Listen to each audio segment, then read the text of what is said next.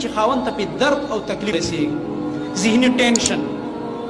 زور ورکول، دا کار کوي بعضې زنانه.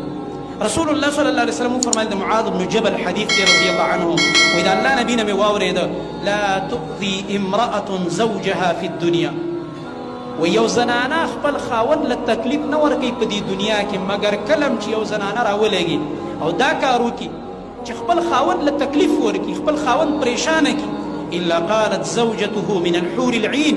مګر د ده هغه ښځه چې الله بوله په جنت کې ورکوي ښایسته سترګو والا حوره، د دې تکلیف د درد اثر هغې ته هلته محسوس شي. الله اکبر، هلته الله رب العالمین هغې ته محسوس دي. نو هلته ورته هغه حوره په خیرو شي د دې ښځې ته چې دا په دنیا کې ورسره ده، هغه ورته وایي هغه حوره لا تؤذیه قاتلک الله، دې خاوند له دې تکلیف مه ورکوه، الله دې تا تباه کړي او الله دې تا برباده کړي، خیرې ورته وکړي،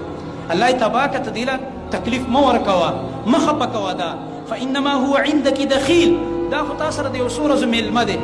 بله ورځ به دا مړ شي یا به دې ته مړه شي، د یو څو ورځو ملګرتیا هم ده، نو په دې یو څو ورځو کې یو بل مه خفه کوئ او دې خاوند له دې زور او تکلیف مه ورکوه. او بل روایت کې راځي فانما هو عندي زور، دا زما خواله را روان دی، ما سره په جنت کې به ملاقات کېږي. کوم مؤمنانو چې الله رب العالمین حورې تیارې کړې دي په جنت کې، هغه دا خبره وکړي او یوشک ان یفارقک الینا، نږدې ده چې دا به ستا د خوا نه مړ شي، وفات به شي او زموږ خواله به راشي. نو ګوره رسول الله صلی الله علیه وسلم دا فرمایلی دی چې یو زنانه کله خپل خاوند ته تکلیف ورکړي نو د دې باقاعده اثر هلته چې کومه حوره الله به جنت کې د دې لپاره تیاره کړې، هغه ورته خیرې کوي، د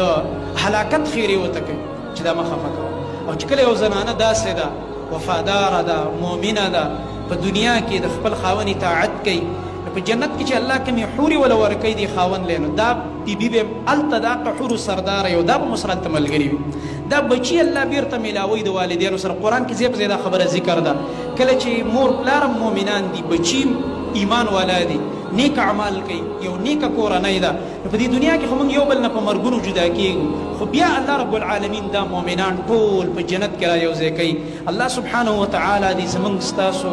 معاشره په قرآن او سنت باندې اصلاح کړي، او الله سبحانه وتعالی دې دا کم حقوق چې د یو بل ذکر دي په دې الله رب العالمین اول موږ پوهه کړي او بیا دې د دې حقوقو د ادا کولو موږ له توفیق راکړي.